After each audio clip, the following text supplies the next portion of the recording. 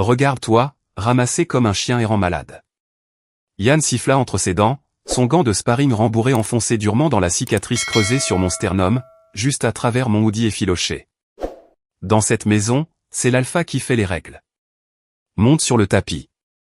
Laisse-moi apprendre à une femme inutile comme toi une vraie discipline. Mais la gifle la plus cruelle ne venait pas du grand gueule qui m'insultait au milieu d'un dojo de banlieue bondée. Elle venait des gradins. Ma propre mère, la femme qui avait entièrement effacé l'héritage de mon père héros tombé, était assise juste là. Elle applaudissait, souriant avec une dévotion aveugle. Allez, Anna. Écoute-le, chérie. Il essaie juste de t'aider. Ma poitrine s'est affaissée. La nausée a griffé ma gorge. Il me regardait, une femme de 35 ans, vidée et en haillons comme une cinquantaine, frissonnant pathétiquement dans un pantalon de survêtement délavé. Yann pensait que j'étais le punching ball parfait, un accessoire pour caresser son ego fragile devant sa femme. Lancer un coup? Tu vas juste pleurer? Johan ricana. Sans prévenir, il a balancé son bras, lançant une gifle en boucle à pleine force, visant droit mon temple pour m'humilier. Il voulait me voir supplier. Mais ce beau-père délirant n'avait aucune idée qu'en dessous de cette coquille brisée se trouvait une ancienne médecin de l'armée américaine, quelqu'un qui avait l'habitude de traîner des corps déchiquetés hors des cratères d'explosion au Moyen-Orient. Le temps s'est compressé. Je n'ai pas fermé les yeux. Je n'ai pas sursauté. Le coin de ma bouche s'est lentement recourbé en un sourire froid, mort. Il ne faut exactement que 0,8 secondes pour que mon corps bascule le interrupteur de tuer. Mais avant d'écraser cet homme, une question amère a traversé mon esprit. Par quel retournement ridicule du destin une machine de guerre comme moi était-elle entrée volontairement dans ce cirque bon marché 24 heures plus tôt?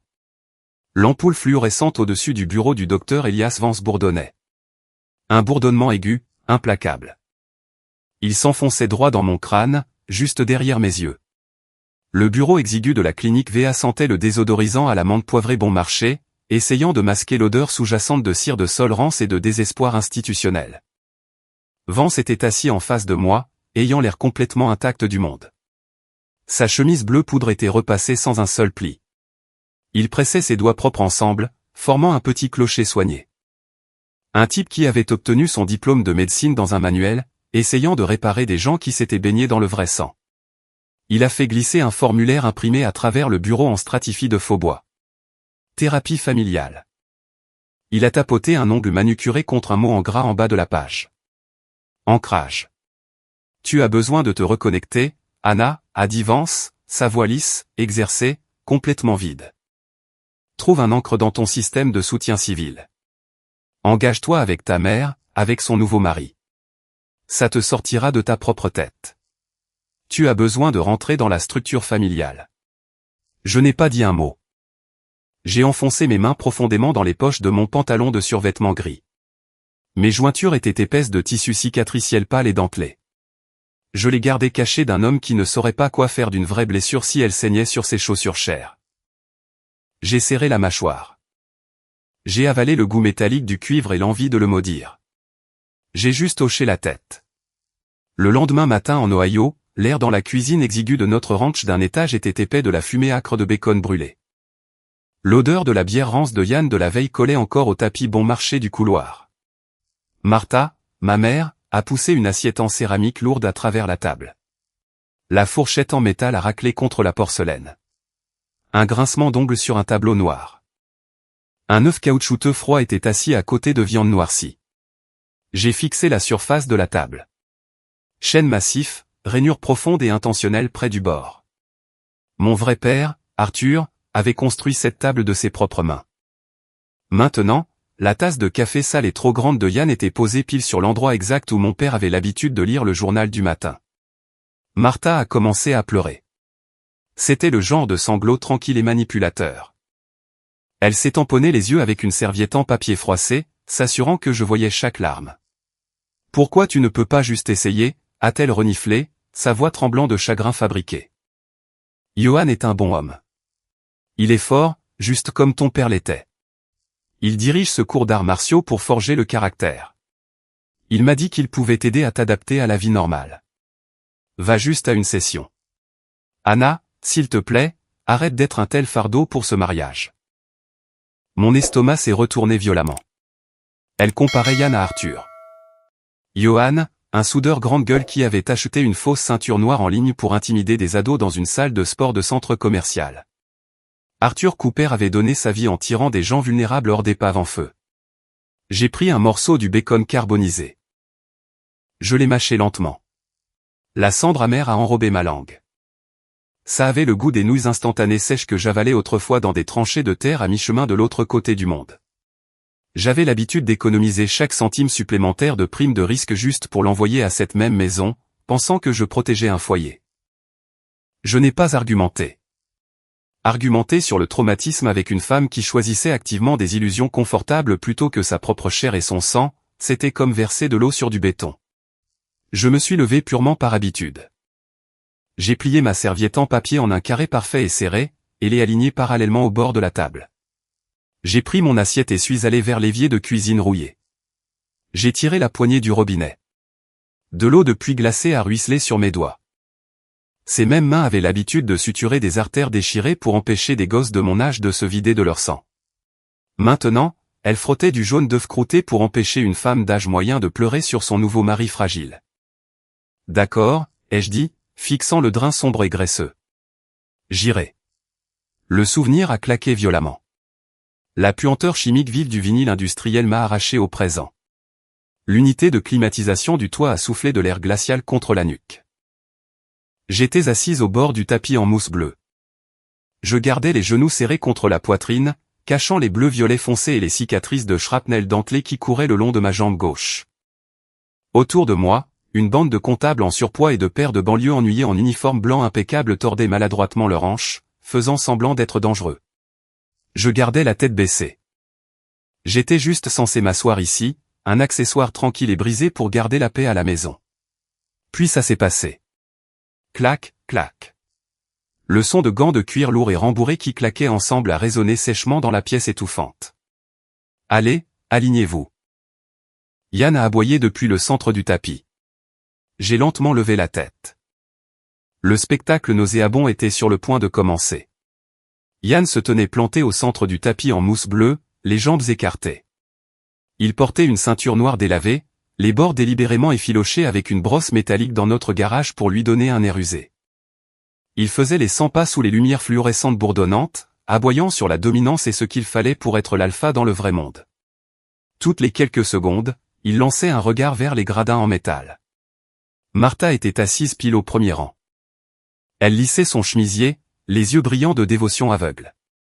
Elle croyait vraiment que ce dojo bon marché de centre commercial était un sanctuaire.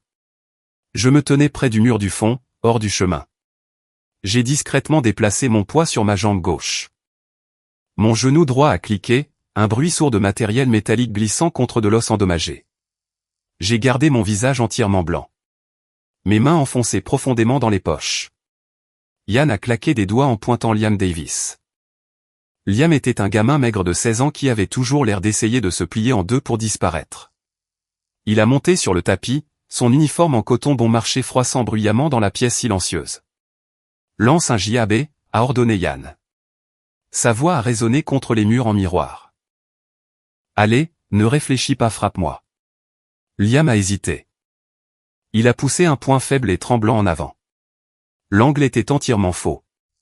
J'ai plissé les yeux instinctivement, scannant la posture de Johan, non pas comme un combattant, mais comme quelqu'un qui comprend l'anatomie humaine. Sa stance était un désastre. Son genou gauche était bloqué en hyperextension sévère. Sa distribution de poids penchait complètement en arrière. La faiblesse structurelle de ses articulations était criante. N'importe quelle poussée descente sur sa jambe avant déchirerait ses ligaments en lambeaux. Yann n'a pas bloqué le coup maladroit du gamin.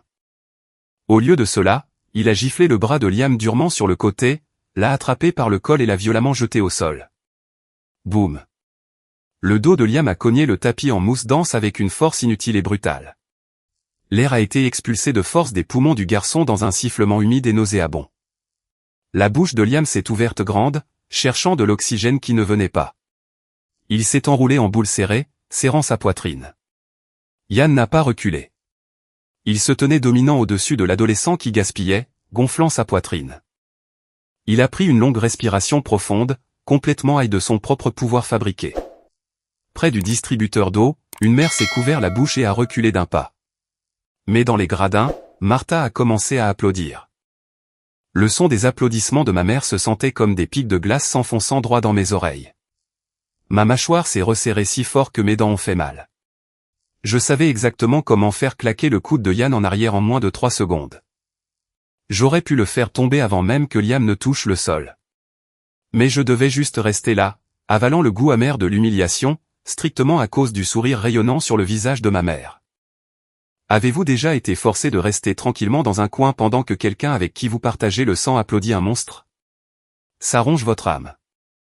Si vous savez exactement comment ce genre de trahison familiale nauséabonde se sent, cliquez sur j'aime et abonnez-vous à la chaîne. Laissez un simple oui dans les commentaires maintenant. Si vous avez déjà dû mordre votre langue juste pour garder la paix dans un foyer toxique. Yann a finalement attrapé Liam par le col de sa chemise et l'a tiré sur ses pieds. Il a tapoté l'épaule du gamin qui toussait, une tape lourde et condescendante, et l'a repoussé vers la ligne. Puis Yann a lentement tourné la tête. Son visage était rouge, ses yeux injectés de sang et gonflés d'ego. Il en voulait plus. Il a scanné le premier rang d'étudiants. Son regard a sauté juste au-dessus des ouvriers du bâtiment corpulent et des grands-pères de banlieue. Il cherchait quelqu'un qui ne pousserait pas en arrière. Ses yeux ont balayé la pièce et se sont verrouillés sur le coin du fond. Ils se sont arrêtés net sur la femme tranquille et épuisée en pantalon de survêtement délavé. Johan a lentement levé ses gants rembourrés. Le coin de sa bouche a tressailli en un sourire narquois, délibéré et vil. Johan a fait les 100 pas sur le tapis. Ses pieds nus claquaient contre le vinyle bleu. Il divaguait, crachant des mots comme détruire, dominer et tuer. Il a lancé quelques crochets lents et bâclés dans l'air vide, grognant fort pour l'effet. J'ai appuyé mon dos contre le mur de béton froid. Ma respiration s'est accrochée. L'étude lourde de ses pas ont commencé à se déformer. Le son s'est étiré, s'amincissant en un vinyle métallique aigu, de la statique. Le bourdonnement sourd de l'unité de climatisation au-dessus de moi s'est transformé en le cliquetis agressif et assourdissant de pales d'hélicoptères déchirant l'air épais. J'ai fermé les yeux. L'odeur du tapis en mousse bon marché a disparu. Du sable chaud, une chaleur brûlante sur la nuque. Je n'étais plus en Ohio. J'étais à genoux dans la terre. David Miller était allongé à plat sur le dos, fixant un ciel fracturé, aveuglément brillant. Il avait 19 ans, un gamin du Texas qui aimait la musique country horrible. Maintenant sa gorge bouillonnait de mousse rose. J'ai mordu fort l'intérieur de ma joue. Le goût rouillé et vif de mon propre sang a inondé ma langue. J'en avais besoin pour rester éveillé. Dans le souvenir, mes mains étaient entièrement submergées dans un fluide chaud et glissant. Je pressais sur sa cuisse, mettant tout mon poids corporel sur une artère déchirée, essayant de garder sa vie à l'intérieur de son corps. La chaleur en a éclaboussé mon visage, collante et épaisse. Reste avec moi, David. Regarde-moi juste. Mais ses yeux étaient déjà vitreux. Vide. Fini. J'ai enfoncé mes mains plus profondément dans les poches de mon pantalon de survêtement, mes ongles s'enfonçant férocement dans mes propres paumes. La douleur physique vive était un ancre nécessaire. Ancrage. C'est comme ça que ce médecin inutile de la clinique l'appelait. J'ai forcé mes yeux à s'ouvrir et j'ai commencé à compter. 4. 4 taches d'eau brune s'étalant sur le plafond suspendu. 3. 3 miroirs tachés d'empreintes de doigts alignés le long du mur lointain. 2. 2 paires de baskets sales abandonnées près de la fontaine. 1. Une main fantôme reposant lourde et chaude sur mon épaule gauche. Mon père Arthur Cooper. Je pouvais presque sentir les callosités rudes de sa paume juste là, pressant, me stabilisant. Je me suis souvenu du jour où j'avais quitté la maison. Il se tenait près de la porte-écran rouillée de notre cuisine, ses larges épaules bloquant le soleil du matin. Il n'avait pas fait de discours. Il m'avait juste regardé avec ses yeux fatigués et connaisseurs. Tu utilises tes mains pour protéger les faibles, Anna. Sa voix a résonné dans ma tête, un grondement bas et régulier coupant à travers le bruit des pales d'hélicoptères. Tu ne montres pas les dents au mouton juste pour prouver que tu es un loup. La prise fantôme sur mon épaule m'a ancré. Mon rythme cardiaque erratique a lentement commencé à ralentir, se stabilisant dans un rythme lourd et contrôlé. L'odeur de sable chaud et de cuivre s'est estompée, remplacé une fois de plus par la puanteur rance du body spray bon marché de Johan et de la sueur rance. J'étais de retour dans le dojo de centre commercial. J'étais en sécurité. J'avais un couvercle sur la boîte. J'ai pris une respiration lente et profonde, relâchant enfin les taux de mes ongles sur mes paumes.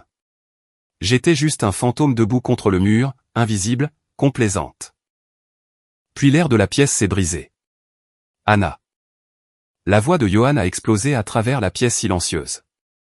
Elle a rebondi durement contre les miroirs. Je me suis figé. Yann se tenait pile au centre du tapis. Il avait arrêté de faire les 100 pas. Il pointait un gant lourd rouge et rembourré directement vers mon visage. Chaque tête dans la pièce s'est tournée. Des dizaines d'yeux se sont immédiatement détournés du prétendu mâle alpha et se sont verrouillés sur la femme épuisée cachée dans le coin. La pièce est devenue morte silencieuse. On pouvait entendre le faible bourdonnement des lumières fluorescentes. Dans les gradins, Martha s'est penchée en avant. Monte ici. Johan a ricané. Il a claqué ses gants ensemble à nouveau. Bope. Tu te caches depuis assez longtemps. Monte ici. Tu te caches depuis assez longtemps. Johan a crié, agitant un gant lourd rouge et rembourré vers moi. Le murmure bas de la foule de banlieue s'est immédiatement tu. Des dizaines de gens, des comptables en surpoids, des mécaniciens ennuyés et des mamans de foot en uniforme blanc impeccable ont maladroitement reculé. Ils se sont écartés comme la mer Rouge, ouvrant un étroit chemin de vinyle bleu droit vers le centre du tapis. Dans les gradins, une chaise pliante en plastique a gémi bruyamment sous un poids soudain. Martha s'est penchée par-dessus la rambarde en métal. Elle a agité les mains dans un mouvement frénétique et empressé. Son visage s'est étiré en un sourire désespéré et creux, complètement aveugle à ce qui se passait réellement devant elle. « Allez, chérie » a-t-elle appelé, sa voix résonnant sèchement contre les murs en miroir. « Écoute-le. Il essaie juste de t'apprendre à te protéger. » Mon estomac s'est violemment contracté. Un œuf froid et lourd de pure trahison s'est enfoncé profondément dans mes tripes, tordant mes entrailles. J'ai fixé le visage rayonnant et maquillé de ma mère. Elle servait volontairement sa propre fille sur un plateau d'argent. Elle sacrifiait ma dignité juste pour caresser l'ego incroyablement fragile de son nouveau mari. Pas une seule fois elle n'a demandé si mon genou gauche pouvait supporter la tension d'une altercation physique.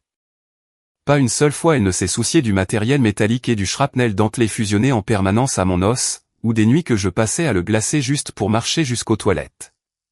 Tout ce qui comptait pour elle, c'était de garder intacte l'illusion d'un foyer heureux et normal. Pour Martha, je n'étais pas une survivante. J'étais juste un inconvénient brisé qu'elle devait réparer pour que Yann ne se mette pas en colère. J'ai expiré une longue respiration tremblante et j'ai avancé. Les semelles de mes pieds nus se sont décollées du tapis en mousse avec une friction douce et collante. Chaque pas exigeait un effort conscient et épuisant pour cacher mon boitement. L'unité HVAC industrielle au plafond s'est soudainement mise en marche, soufflant un courant d'air recyclé glacial directement contre ma nuque. Un frisson vif a rampé le long de ma colonne. C'était exactement le même froid jusqu'aux os que je ressentais autrefois à genoux dans la boue glaciale d'un désert étranger, attendant le lever du soleil. Mais cette fois, la menace n'était pas un étranger tenant une arme dans le noir. C'était un soudeur d'âge moyen tenant une paire de gants de sport bon marché, et ma propre mère était assise au premier rang, applaudissant avec empressement pour lui. Je me suis arrêté exactement à 3 pas de Johan. Le long mur en miroir à ma droite a capturé notre reflet. C'était une image pathétique et déséquilibrée. J'avais l'air d'un cadavre ambulant, noyé dans un hoodie gris effiloché et un pantalon de survêtement ample, avec des cercles sombres et meurtris creusant de profonds creux sous mes yeux. Yann, de son côté, gonflé d'orgueil fabriqué. Il a gonflé lourdement sa poitrine, fléchissant ses biceps épais et pâteux. Il a rebondi légèrement sur les balles de ses pieds, respirant fort par le nez, complètement high de l'audience captive qui regardait chacun de ses mouvements. L'odeur âcre de son body spray bon marché et de sa sueur aigre a flotté à travers le petit espace entre nous. Je vais y aller doucement avec toi, a ricané Yann, affichant un sourire crochu et arrogant. Montre-leur ce que tu as. Donne-moi un jab et crosse. Il a levé ses mains rembourrées, les tapotant ensemble dans un rythme provocateur. Je n'ai pas changé de stance. Je n'ai pas levé les bras pour garder mon visage ou protéger ma mâchoire. J'ai juste laissé mes épaules tomber. J'ai laissé mes mains nues pendre parfaitement immobiles, alignées avec les coutures de mon pantalon de survêtement. J'ai levé les yeux vers son visage rouge et empressé.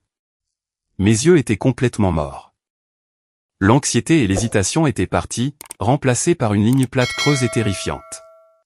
Je suis fatigué, Yann, ai-je dit. Ma voix était un murmure sec et plat qui portait clairement à travers le silence mort de la pièce. Je ne veux pas me battre ici. Le sourire crochu de Johan a disparu. Il a avancé, refermant l'écart jusqu'à ce que le bord de son pied nu et calleux presse durement contre le bout en caoutchouc de ma basket usée. Il s'est penché, baissant sa voix en un murmure graveleux, juste assez fort pour que Martha au premier rang entende le venin. Qui tu te prends pour? Yann a sifflé entre ses dents. Son souffle chaud a frappé mon visage, un mélange nauséabond de chewing-gum à la menthe, de café rance et de body spray en aérosol bon marché. Tu es une femme inutile et ratée. Tu pars dans le bac à sable et tu reviens te cacher dans un coin comme un chien errant malade. Dans cette maison, les forts survivent. L'alpha fait les règles. Je n'ai pas cligné. Je n'ai pas reculé. J'ai juste fixé sa poitrine, sentant l'air froid de la bouche d'aération du plafond laver mes épaules. Il a levé ses gants rouges rembourrés et les a claqués durement ensemble juste devant mon nez. Clac. Lance un coup. Il a ricané. Où tu vas courir te cacher derrière la jupe de ta maman? C'est tout ce que tu as appris à faire? Cette phrase a été la lame de rasoir. Elle a tranché proprement à travers les épaisses couches de ruban adhésif que j'avais enroulées autour de ma patience au cours des 14 derniers mois. La tristesse lourde et épuisante que j'avais traînée dans cette pièce s'est instantanément évaporée. Un frisson froid et vif a rampé le long de la base de ma colonne. L'interrupteur a basculé. J'ai enfin penché la tête en haut. Le regard creux et mort dans mes yeux s'est dissous. J'ai arrêté de regarder un beau-père grande gueule. J'ai regardé un plan biologique. Mes yeux ont scanné les mécaniques de son corps avec une précision clinique absolue. Son centre de gravité était entièrement décalé. Ses biceps étaient épais mais mous, gonflés d'âge et de bière bon marché. Son genou gauche était encore bloqué en hyperextension sévère, portant bien trop de poids. Une seule poussée solide vers le bas sur cette articulation, et ses ligaments claqueraient en arrière comme des brindilles sèches. J'ai regardé son cou rouge épais. Une veine bleue lourde gonflait juste sous la peau moite, battant rapidement contre son artère carotide non protégée. Sa respiration était superficielle, erratique. Son menton était complètement exposé. Il n'était maître de rien. C'était juste une collection ambulante de vulnérabilité structurelle enveloppée dans un uniforme à 30 €, alimenté par un ego fragile. Avez-vous déjà eu quelqu'un vous regarder dans les yeux et complètement détruire les choses les plus dures que vous avez jamais survécues? C'est un manque de respect qui brûle jusqu'à l'os. Si vous savez exactement comment ça se sent d'avoir vos sacrifices réduits à néant par un membre toxique de la famille, cliquez sur j'aime et abonnez-vous à la chaîne. Laissez le mot manque de respect dans les commentaires si vous avez déjà dû faire face à un intimidateur arrogant dans votre propre maison. J'ai fixé la veine qui battait rapidement dans son cou. La pièce était morte silencieuse. Je pouvais entendre le faible bourdonnement aigu des lumières fluorescentes au-dessus de nous et le grincement du vinyle bon marché sous son poids qui bougeait. Martha se penchait en avant sur sa chaise en plastique, les mains jointes, attendant avec empressement que j'apprenne ma leçon. Yann attendait que je me brise. Il voulait que je pleure, que je m'excuse, que je me recroqueville comme un chien battu. Je préférerais ne pas faire ça, ai-je répété. Ma voix était parfaitement plate. C'était un son creux et mort, sans une seule ride d'hésitation. Pas une seule goutte de peur. C'était la voix de quelqu'un qui évaluait un cadavre sur une table en acier froid. Le visage de Johan a tourné à une nuance violette violente et tachetée. Le rejet cru et sans émotion dans mon ton a complètement brisé son illusion de contrôle. Il a perdu la tête. À ton tour, espèce de salope, a-t-il rugi. Il a baissé l'épaule, a pivoté violemment sur ses hanches lourdes et a balancé son bras épais. Ce n'était pas un coup discipliné d'entraînement. C'était une gifle sauvage à pleine force, chargée de pure malice, visant directement mon tempe. Le gant rouge lourd a traversé l'air. Un large arc bâclé, alimenté par l'ego pur et la bière de mauvaise qualité, visant droit mon tempe. La plupart des gens reculent quand un point vole vers leur visage. Ils clignent. Ils se retirent. Mais une vieille voix rauque d'une vie antérieure a résonné au fond de mon crâne. Ne recule pas. Reculer te tue. Je n'ai pas sursauté. J'ai avancé. J'ai fait un pas dur et délibéré droit dans son espace vide. Le cuir épais et moite de son gant a à peine frôlé mon oreille gauche. J'ai senti le souffle d'air rance fouetter ma joue, sentant le chewing-gum à l'amande bon marché et la laine aigre. Son élan était entièrement engagé dans un coup qui n'avait touché absolument rien. Ma basket usée s'est plantée fermement sur le tapis de vinyle bleu, appuyant fort et épinglant le bout de son pied gauche nu au sol. J'ai verrouillé sa fondation.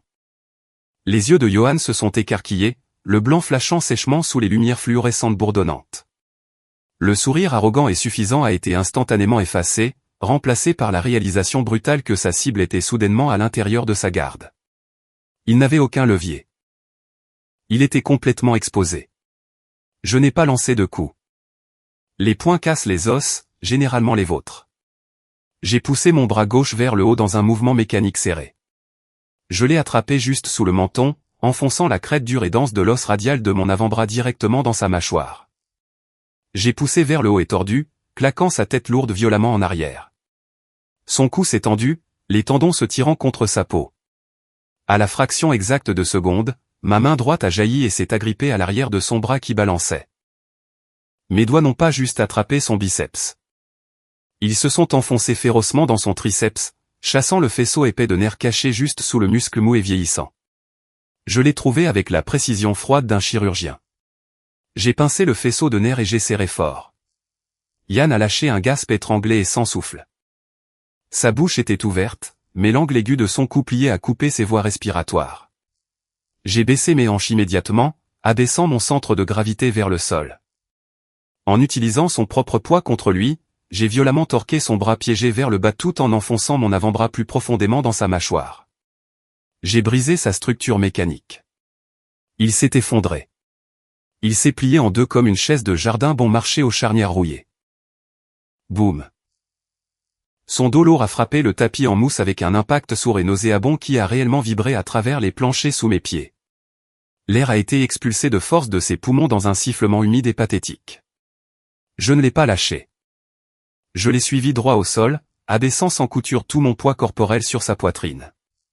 J'ai enfoncé mon genou droit durement dans le tapis, le calant étroitement contre ses côtes flottantes inférieures pour tuer toute chance qu'il roule ses hanches. Mon avant-bras gauche a glissé de sa mâchoire et s'est pressé carrément à travers sa trachée. Le tissu rugueux et effiloché de la manche de mon hoodie a frotté contre la peau moite et rouge de son cou. Il a essayé de gigoter ses jambes, donnant de faibles coups de pied contre le vinyle, mais il était complètement épinglé. Un homme de 100 kilos paralysé par une femme qu'il venait d'appeler un chien malade. La pièce était morte silencieuse. Les murmures des pères de banlieue et des comptables nerveux avaient disparu. Martha n'applaudissait plus.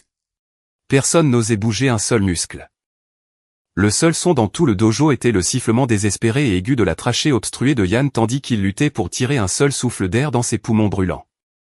Je me suis penché en avant, mettant juste une demi-once de pression supplémentaire sur sa gorge. J'ai fixé ses yeux terrifiés et injecté de sang. Mes mains ne tremblaient pas. Mon rythme cardiaque n'avait même pas grimpé. J'ai regardé son visage tourner lentement à une nuance plus sombre de rouge, et j'ai juste continué à presser. Le dojo de banlieue a sombré dans un silence mort et étouffant. J'ai gardé mon avant-bras fermement pressé à travers la trachée de Yann. À travers le tissu épais et usé de la manche de mon hoodie, je pouvais sentir son pouls. Il était erratique, martelant sauvagement contre sa peau moite comme un oiseau piégé. Mon propre rythme cardiaque n'avait pas grimpé. Je respirais régulièrement, profondément, mais une vague massive d'adrénaline inondait mes veines. C'était une poussée chimique froide et lourde que je connaissais trop bien. J'ai regardé l'homme épinglé sous mon genou. Les yeux de Yann étaient injectés de sang et écarquillés d'une terreur absolue. Le sourire arrogant avait complètement disparu. Il griffait faiblement mon bras, ses ongles raclant contre ma manche. Il suffisait d'une demi-once de pression vers le bas. Juste un léger déplacement mécanique de mon poids corporel. Je pouvais briser son larynx maintenant, devant tout le monde, et pendant une seconde terrifiante et aveuglante, j'ai vraiment voulu. Anna. Le cri hystérique et perçant a déchiré la pièce silencieuse. Il a brisé la bulle épaisse de concentration autour de ma tête. Martha a dégringolé des gradins en métal. Sa chaise en plastique a basculé, claquant bruyamment contre le sol en béton. Elle s'est pratiquement jetée sur le tapis bleu, le visage tordu d'une panique absolue. J'ai cligné. La vague aveuglante d'instinct sombre et violent a instantanément drainé mon système. Une vague profonde et nauséabonde de dégoût de soi m'a lavé. Je n'étais pas une tueuse. J'étais une mécanicienne pour des corps brisés. J'ai relâché l'étau de mes doigts sur le triceps de Yann. J'ai lentement soulevé mon avant-bras de sa gorge. Yann a instantanément gaspé. Un sifflement rauque et déchiré a traversé sa trachée meurtrie tandis qu'il aspirait violemment l'air conditionné rance. Je me suis poussé hors du tapis et me suis levé. Le cartilage endommagé de mon genou gauche a lâché un pop sourd et creux qui a clairement résonné dans la pièce silencieuse. Mes mains tremblaient, non pas de peur, mais de la décharge massive et non résolue d'adrénaline. J'ai regardé mes doigts pâles et tremblants. Je me suis senti sale. Sans réfléchir, j'ai essuyé les deux paumes agressivement le long des côtés de mon pantalon de survêtement gris, frottant le tissu comme si je venais de toucher quelque chose de pourri et de malade. Près du distributeur d'eau, Sarah Jenkins. La maman de foot a reculé lentement, terrifiée.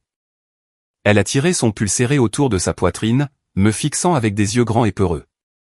Martha est tombée à genoux à côté de Yann. Elle a frénétiquement tamponné son visage moite, l'aidant à se rouler sur le côté. Puis elle a levé les yeux vers moi. Il n'y avait aucun soulagement dans ses yeux. Aucune réalisation que son mari venait d'essayer d'assommer sa propre fille. Au lieu de cela, elle m'a regardé comme un animal enragé qui s'était échappé dans son salon. « T'es folle ?» Martha a sifflé, sa voix tremblant de rage. Il essayait juste de t'aider. J'ai reculé d'un demi-pas. Le froid s'est installé profondément dans ma poitrine, gelant le dernier petit bout d'espoir que j'avais encore pour cette famille. Je n'ai pas crié. Je n'ai pas argumenté avec sa réalité fabriquée. J'ai juste regardé les deux, le bully pathétique serrant sa gorge et la mère qui avait choisi son ego fragile plutôt que ma sécurité. Ce n'est pas du sparring, ai-je dit. Ma voix était sèche, complètement creuse. C'est du harcèlement, et je ne le laisserai pas me harceler. Je leur ai tourné le dos. J'ai laissé mes épaules tomber, me détournant de la foule, et j'ai commencé à marcher lentement vers la rangée de casiers en métal au fond de la salle. Je voulais juste récupérer mes clés. Je voulais rentrer dans une pièce vide. Mais tandis que mes semelles en caoutchouc grinçaient contre le vinyle bleu, j'ai oublié la règle la plus importante pour gérer les lâches. On ne tourne jamais le dos à un ego meurtri. J'ai gardé le dos tourné. Je me suis entièrement concentré sur le grincement de mes baskets contre le sol en vinyle, m'éloignant du désordre que je venais de laisser sur le tapis. Derrière moi, le son de Yann qui luttait était pathétique. Il s'est roulé sur les mains et les genoux. Son équilibre était complètement brisé par le manque d'oxygène. J'ai entendu Martha pleurer, sa voix montant dans ce ton aigu et frénétique qu'elle utilisait toujours quand elle voulait jouer la victime. « Johan, chérie, laisse-moi t'aider » a-t-elle sangloté, se précipitant pour attraper son épaule. Il n'a pas dit merci. Il ne s'est pas penché dans son réconfort. Il y a eu un froissement agressif et sec de tissu. « Lâche-moi. » Yann a roqué. Sa voix était complètement brisée, ruinée par le gonflement de sa trachée écrasée. Il a violemment repoussé les mains de Martha. Elle a trébuché en arrière, atterrissant durement sur le tapis avec un gasp surpris. Le murmure bas des pères de banlieue et des mamans de foot a recommencé. Ce n'était plus peureux. C'était moqueur. Il chuchotait. Il venait de regarder le mâle alpha autoproclamé de la salle se faire plier en deux par une femme en pantalon de survêtement en plan moins de 2 secondes.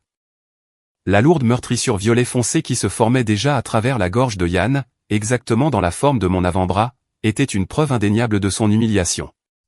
Son ego fragile ne pouvait pas supporter les chuchotements. La fine venée d'artiste martial discipliné s'est complètement dissoute, ne laissant rien d'autre qu'un lâche désespéré et violent. « Espèce de petite salope !» Johan a hurlé. J'ai lâché un long soupir épuisé. Mes épaules se sont affaissées. Je n'ai même pas pris la peine de me retourner. Je pouvais sentir les lourdes vibrations de ses pieds nus claquant erratiquement contre le tapis en mousse, chargeant droit dans mon dos. Il y a eu un grincement fort de plastique dur contre le béton. Il avait plongé vers le coin de la pièce, attrapant une des chaises en plastique pliée appuyée contre le mur en miroir. Ce n'était plus une question de combat équitable. C'était une question de détruire la personne qui l'avait exposée. Avez-vous déjà montré de la miséricorde à un membre toxique de la famille seulement pour qu'il se retourne immédiatement et essaie de vous poignarder dans le dos? C'est la trahison ultime quand votre retenue est récompensée par de la pure malice. Si vous avez déjà eu à gérer un lâche qui attend que votre dos soit tourné pour frapper, cliquez sur j'aime et abonnez-vous à la chaîne. Laissez le mot lâche dans les commentaires si vous savez exactement de quel genre de personne je parle. Je me suis arrêté de marcher, les pieds plantés dans le vinyle. Ma mémoire musculaire a pris le dessus instantanément. J'ai baissé mon centre de gravité, enroulant les muscles de mes hanches et de mes épaules. Je savais exactement où il était. J'avais juste besoin qu'il fasse un pas de plus dans ma portée, et j'allais pivoter sur mon talon, attraper la chaise et briser complètement sa clavicule. J'en avais fini d'être miséricordieuse. Mais avant que je puisse déplacer mon poids, une voix a explosé depuis la porte du bureau du fond. Schmidt, pose ça immédiatement. La voix était un coup de tonnerre absolu. Elle était profonde, graveleuse et portait le genre d'autorité brute et indéniable qui ne demandait pas la permission. Elle a rebondi contre les miroirs et a fait vibrer les luminaires fluorescents bon marché du plafond. Je me suis figé. Yann s'est figé aussi. La chaise en plastique lourde était suspendue haut dans l'air, juste à quelques centimètres de la nuque. Robert Sterling, le propriétaire du bâtiment, est sorti de son petit bureau du fond. C'était un homme massif d'une 60aine d'années, bâti comme un parpaing. Il marchait avec un boitement lourd et prononcé, mais sa foulée portait le genre d'autorité tranquille absolue qui aspirait immédiatement tout l'oxygène de la pièce. Il n'a pas crié à nouveau. Il n'en avait pas besoin. Il a marché droit à travers la foule nerveuse et s'est arrêté pile devant Yann. Robert a tendu une main massive et calleuse, a attrapé le bord épais en plastique de la chaise pliante et l'a arraché de la prise de Yann. Il l'a jeté sur le côté. Le plastique dur a cogné le sol en béton avec un claquement fort et violent. Yann a trébuché en arrière. Son visage était pâle, brillant d'une sueur froide. Il a frotté la meurtrissure sombre et gonflée qui se formait à travers son cou. « Boss !» Yann a roqué, sa voix sonnant comme du gravier écrasé sous un pneu. Il a pointé un doigt tremblant vers moi. Elle m'a attaqué. Elle est folle. Elle a essayé de me casser le cou par derrière. Robert ne l'a même pas regardé. Ses yeux perçants et marqués par le temps ont scanné ma posture. Il a pris en compte la façon dont mes épaules étaient détendues, mes mains vides, mes pieds parfaitement positionnés pour briser une articulation si j'en avais besoin. J'ai vu une lueur de respect tranquille et profond dans les yeux du vieil homme. Puis Robert a lentement tourné la tête pour regarder mon beau-père. C'était un entraînement de survie au contact rapproché tiré du manuel, a dit Robert. Sa voix était un grondement bas et lourd qui portait facilement à travers la pièce morte silencieuse. C'est conçu pour neutraliser une menace agressive avec une efficacité maximale. Martha a grimpé sur ses pieds, mais elle l'a attaqué. Vous l'avez vu, monsieur Sterling. Elle est devenue folle. Ferme ta bouche, Martha. Robert a claqué, tranchant sa main dans l'air. Martha a gaspé physiquement, reculant comme si elle avait été giflée. Espèce de lâche, a grogné Robert, fixant un trou droit à travers Yann. Si cette fille n'avait pas exercé une retenue absolue et totale juste maintenant, je serais en train de te faire un massage cardiaque pendant qu'on attendrait l'ambulance. Elle t'a laissé vivre et tu as pris une chaise pour frapper une femme par derrière. Toute la pièce de père de banlieue et de maman de salle de sport est restée complètement figée. Robert a déplacé son regard lourd de retour vers ma mère. Elle se tenait là, les mains sur la bouche, tremblante. Arthur Cooper était mon ami, a dit Robert. Le nom a frappé l'air comme un poids physique. Je suis resté parfaitement immobile. Je n'ai pas pleuré. Mes mains n'ont pas tremblé. Mais les bords de mes yeux ont brûlé férocement. C'était la première fois depuis plus d'1 an que j'entendais le nom de mon père prononcé à voix haute dans cette ville avec le respect qu'il méritait réellement. Arthur était un bon homme. Robert a continué, sa voix froide et dégoûtée. Il a passé toute sa vie à s'occuper de gens qui ne pouvaient pas s'occuper d'eux-mêmes. Et ce nouveau type que tu as amené dans sa maison, ce n'est rien d'autre qu'un bully bon marché qui joue à s'habiller. Tu es resté là et tu as laissé un lâche piétiner le souvenir d'Arthur. Martha a lâché un sanglot humide et brisé. L'illusion fragile et pathétique qu'elle avait passé des mois à construire dans sa tête était entièrement brisée sur le sol de vinyle bleu. Robert lui a tourné le dos. Il a regardé Yann, qui se recroquevillait maintenant, ayant l'air plus petit et plus vieux qu'il ne l'avait été 10 minutes plus tôt. Tu as fini dans mon bâtiment, Schmidt. Robert l'a dit. Ce n'était pas un argument. C'était un verdict final. Emballe ton matériel bon marché. Sors et ne reviens jamais. Robert n'a pas attendu de réponse. Il s'est tourné et a boité lentement de retour vers son bureau. Johan n'a pas dit un seul mot. Il a gardé la tête basse, attrapant son sac de sport avec des mains tremblantes. Martha l'a suivi de près, pleurant tranquillement, entièrement brisée. La lourde porte en verre du dojo s'est refermée derrière eux avec un clic définitif. La pièce était complètement silencieuse. J'étais enfin debout seul. La lourde porte en verre du dojo a cliqué. La foule restante s'est lentement dispersée, ramassant leurs sacs de sport et évitant complètement le contact visuel avec moi. Je m'en fichais. Le poids étouffant que j'avais porté pendant 14 mois était parti. Robert Sterling a marché lentement à travers le tapis de vinyle bleu. Ses bottes lourdes ont fait un tude sourd et rythmique contre le sol. Il s'est arrêté à quelques pieds de moi. Il n'a pas offert de poignée de main ni de faux sourire. Il m'a juste regardé avec une compréhension mutuelle tranquille. « Tu ressembles exactement à Arthur », a dit Robert, sa voix tombant à un gravier bas et rugueux. Il m'a sorti d'un camion en feu outre-mer il y a longtemps. Il m'a sauvé la vie.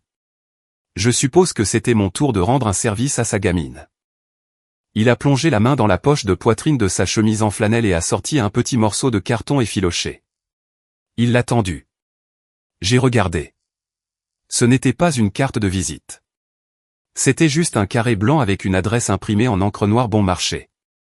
Un groupe fermé, mardi et jeudi à 5 heures du matin, dans un sous-sol à quelques kilomètres d'ici, a dit Robert tranquillement. Pas de grande gueule, pas de lumière fluorescente bourdonnante, juste une bande de fantômes qui suent sur les sacs lourds en essayant de calmer le bruit dans leur tête. Des gens qui comprennent vraiment le bac à sable. J'ai tendu la main et pris la carte. Le papier était rugueux contre mes doigts calleux. Ça se sentait comme une bouée de sauvetage. Je l'ai glissé soigneusement dans la poche de mon pantalon de survêtement. Merci, Robert, ai-je dit, lui donnant un seul hochement de tête respectueux. Je me suis tourné et j'ai poussé la lourde porte en verre, sortant dans le parking. L'air glacial de la nuit a immédiatement frappé mon visage. Il sentait l'asphalte froid et la rosée humide du soir. La lueur orange des lampadaires a lavé le lot vide. J'ai marché devant la rangée de SUV chers et me suis arrêté devant ma berline rouillée et cabossée. J'ai tiré la poignée. La vieille porte en métal a grincé bruyamment.